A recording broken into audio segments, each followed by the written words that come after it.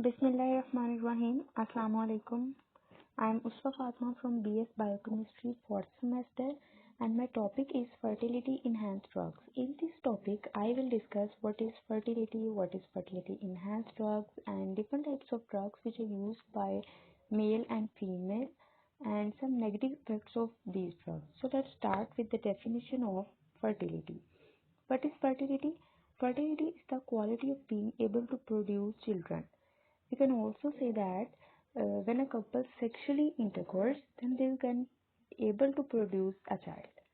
What is the meaning of fertility enhanced drugs? The drugs which are used to enhance the reproductive fertility are called as fertility enhanced drugs. These drugs are also known as fertility medication. It means when a couple sexually intercourse but cannot produce a child, then they treat medically. So this is also known as fertility medication. There are a number of fertility medications are available for women but few for men. But the main question is why we need fertility enhanced drugs. When couple faces a situation of infertility, they use different fertility enhanced drugs to overcome this problem. What is infertility? Infertility means failure to conceive a desired pregnancy after 1 or more years of unprotected sexual intercourse.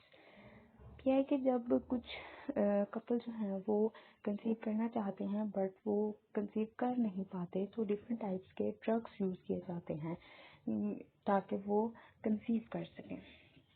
Infertility क्या है कि parents जो एक couple है वो conceive करना चाह रहा है और वो सेक्सुअली इंटरकोर्स भी कर रहा है, लेकिन वो फिर भी कंसीव नहीं कर पा रहे, तो ये सिचुएशन जो है वो इनफर्टिलिटी कहलाती है. Approximately 10% of couples are infertile. Here are some reasons of infertility. For example, not ovulation. It means eggs are not produced. Second one is PCOS, polycystic ovary syndrome. Cysts are produced in ovaries. इसमें होता है कि फिर आपका जो wait है वो आप गेन कर लेते हैं, मेंस्ट्रुअल साइकिल जो है वो स्टॉप हो जाता है और ओवरीज जो है वो प्रॉपरली वर्क नहीं कर पाती.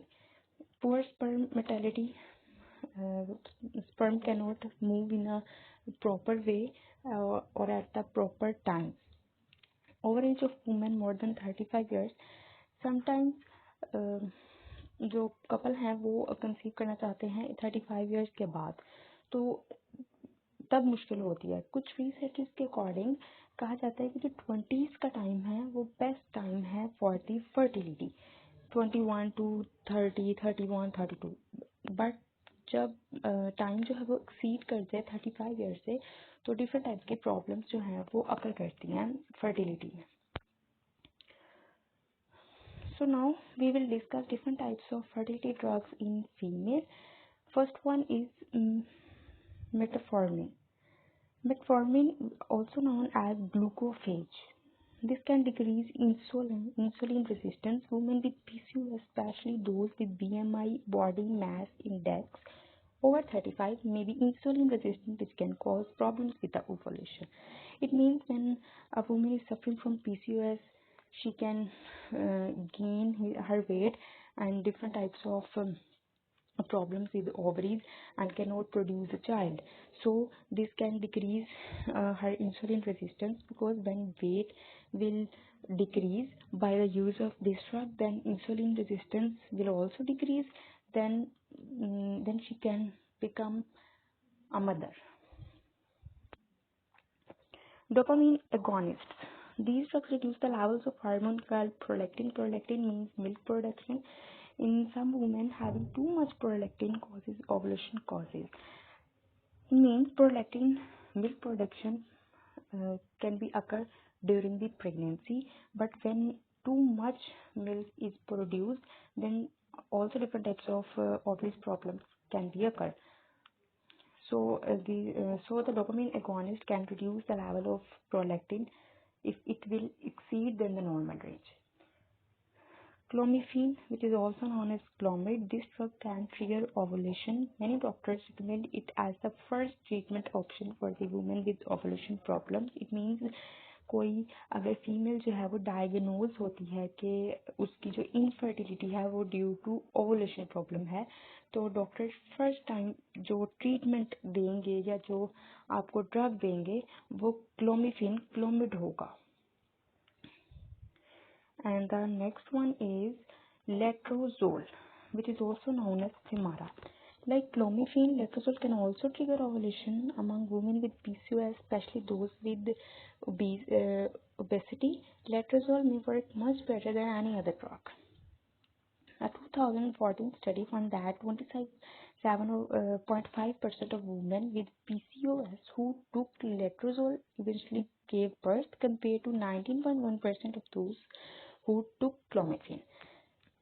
लेट्रोजोल में ये है कि जिस तरह से क्लोमिफिन में हमने देखा कि वो ओवुलेशन को ट्रिगर करता है, बिल्कुल उसी तरह से लेट्रोजोल का काम भी यही है कि ओवुलेशन को ट्रिगर करना. जैसे पीसीएस में हमने देखा कि सिस्ट बन जाती हैं, ओवरी में वेट गेन होना शुरू हो जाता है, तो वहाँ पर लेट्रोजोल अगर इस कंडीशन में दिया जाए तो वो बहुत अच्छे से जो है वो वर्क करता है. इस तरह एक स्टडी हुई 2014 में, उसमें कुछ फीमेल्स थी जो इनफर्टिलिटी की प्रॉब्लम को सफ़र कर रही थी और उनकी प्रॉब्लम जो थी वो इनफर्टिलिटी की पीसीओएस की वजह से थी. तो उन्हें उनमें से कुछ फीमेल्स को जो है वो लेट्रोजोल टैबलेट दी गई और कुछ को जो है वो क्लोमिफेन. अब क्या हुआ कि जो 27.5% उन वुमेन में से थी उन लेट्रोजोल की, उन्होंने कंसीव कर लिया, और जो जिन्हें क्लोमिफेन दिया गया था वो उनमें से सिर्फ 19.1% जिन्होंने कंसीव किया. So it's a huge difference. So doctors recommend letrozole because it gives a much better work than any other drug. And the fifth one is gonadotropins. This group of hormones stimulates activity in the ovaries, include ovulation. When other treatments do not work, a doctor may recommend using a follicle stimulating hormone and luteinizing hormone in the group. People receive this treatment as an injection or nasal spray. क्या हुआ कि जब doctors ने देखा कि infertility है किसी female में और उसको डिफरेंट टाइप्स के ड्रग्स दिए, बट वो प्रॉपरली वर्क नहीं कर पाए या उसके बाद भी कोई फीमेल कंसीव नहीं कर पाई, तो डॉक्टर्स ने क्या किया कि गोनाडोट्रोपिन यानी एफएसएच फॉलिकल स्टिमुलेटिंग हार्मोन को रिकमेंड किया और एलएच लुटेनिजिंग हार्मोन को रिकमेंड किया. और जिस तरह से हमने देखा कि दूसरे ड्रग्स जो थे वो in the form of tablet और कैप्सूल वगैरह थे, ये इस तरह से नहीं होते. ये नेज़ल स्प्रे में थ्रू द नोज आप इनहेल करते हैं या फिर आप इंजेक्शन की फॉर्म में इस ड्रग को ले सकते हैं.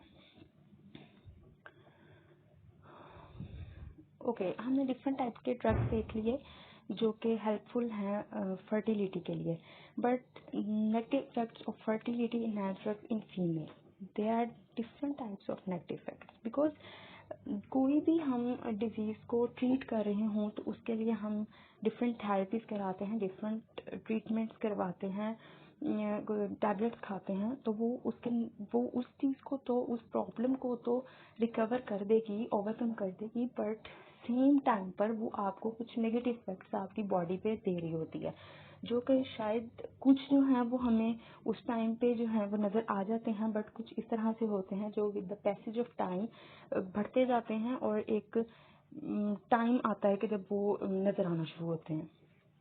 बिल्कुल इसी तरह से इनफर्टिलिटी एनहांस ड्रग्स का भी होता है कि आपकी इनफर्टिलिटी को तो ओवरकम करके फर्टिलिटी में कन्वर्ट कर देते हैं, बट सेम टाइम पे साइड इफ़ेक्ट्स भी और होते हैं. जैसे क्या होगा कि मूड चेंज हो जाता है, mood swings, anxiety, depression. Female जो है जब इन टैबलेट्स को ले रही होती है तो वो डिप्रेस रहती है, या फिजिकल साइड इफ़ेक्ट्स देखें तो उसको वॉमिट होती रहती है, नोज़िया होना या क्रैम्प्स उसको उठते हैं. उसके अलावा ओवरियन हाइपरस्टिमुलेशन सिंड्रोम OHSS, ये भी हम नेक्स्ट देखते हैं कि क्या है. इसमें ये होता है कि enlargement of ovaries, multiple births, produce children more than 1 or 2, increase risk of pregnancy loss. इसमें मतलब ये है कि आप इनफर्टिलिटी को ख़त्म करके प्रेग्नेंट तो हो जाते हैं, बट आपकी वो जो सक्सेसफुली बर्थ है वो नहीं होती, बार बार मिसकैरेजेस होते रहते हैं. और कुछ रिसर्चेस ये भी कहती हैं कि इस तरह इन ड्रग्स के बाद ओवरियन कैंसर वगैरह भी हो सकता है. So now question is, these fertility enhanced drugs are safe or not? Of course, these fertility enhanced drugs are safe according to different researches, but if these drugs take for a long time, then it will cause serious complications. बिल्कुल उसी तरह से कि क्या होता है कि sometimes कुछ कपल जो हैं वो ड्रग्स के लेने के बाद भी वो कंसीव नहीं कर पाते, तो वो लॉन्ग टाइम के लिए इन ड्रग्स को लेते रहते हैं ताकि वो कंसीव करने में सक्सेसफुल हों. तो क्या होगा कि वो लेते रहेंगे, उनको उस टाइम पर तो नहीं पता चलेगा कि इनफर्टिलिटी इन्हांस ड्रग्स के जो है वो साइड इफ़ेक्ट्स भी हैं या उनकी बॉडी पर नेगेटिव इफेक्ट्स भी इसके आ रहे हैं. बट वो क्या होता है कि आफ्टर सम टाइम वो ओवरियन कैंसर या ओवरियन हाइपरस्टिमुलेशन सिंड्रोम OHSS इस तरह के प्रॉब्लम्स हो जाते हैं.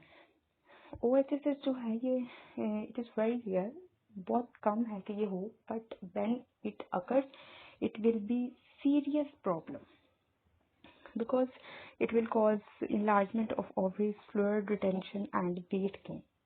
So fertility enhanced drugs का यूज़ जो है वो इसी तरह से नहीं करना चाहिए कि बस आप करते रहे. नो, आपको देखना चाहिए कि एक लिमिट तक ही इसको यूज़ किया जाए. fertility enhanced drugs in males.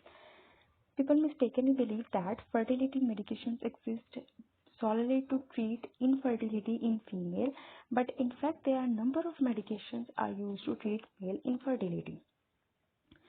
Unfortunately, हमारी सोसाइटी में समझा जाता है कि फर्टिलिटी के लिए रिस्पॉन्सिबल जो है वो सिर्फ और सिर्फ फीमेल है. लाइक अगर कोई कपल जो है वो कंसीव नहीं कर पा रहा तो हमारी सोसाइटी में वो घर वाले हों या कोई रिलेटिव्स हों, फ्रेंड्स हों, हर कोई यही समझता है कि इसकी जो प्रॉब्लम है वो सिर्फ और सिर्फ फीमेल में होगी. नो, ऐसा नहीं होता. Male is also responsible for fertility because दोनों ही सेक्सुअल इंटरकोर्स करेंगे तो ही बेबी प्रोड्यूस होगा. तो इसलिए यहाँ पे कुछ प्रॉब्लम्स जो मेल्स में होती हैं तो उनको भी डिफरेंट टाइप्स के ड्रग से ट्रीट किया जा सकता है. जिस तरह की कुछ थेरेपीज होती हैं, कुछ इंजेक्शंस होते हैं, कुछ टैबलेट्स होती हैं जो लेके मेल को रिकवर किया जा सकता है इनफर्टिलिटी स्टेज से. Their following treatments increase the rate of fertility in men: clomiphene citrate, testosterone therapies, HCG और HMG injections and anastrozole.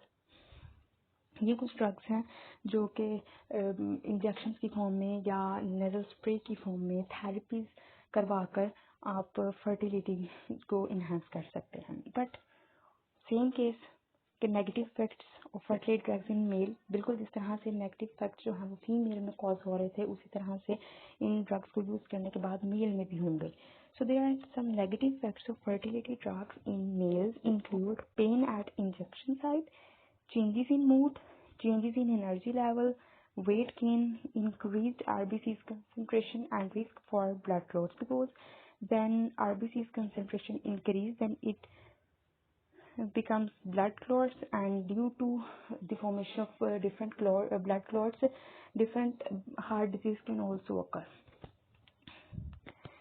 In the end, there is the term unexplained infertility, because in some cases, just like 10%, a doctor cannot find the cause why a couple suffering from the infertility. So this type of infertility is known as unexplained infertility. So different drugs that aim to stimulate ovulation may help in cases of unexplained infertility.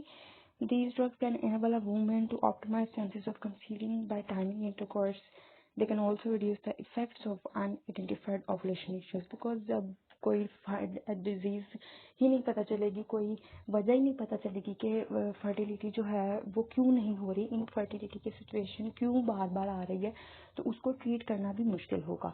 तो वहाँ पे doctors यही कहते हैं कि मतलब जो parents हैं वो सेक्सुअली इंटरकोर्स करते रहें तो रिकवरी हो सकती है इनफर्टिलिटी की फर्टिलिटी में कन्वर्ट होने के लिए.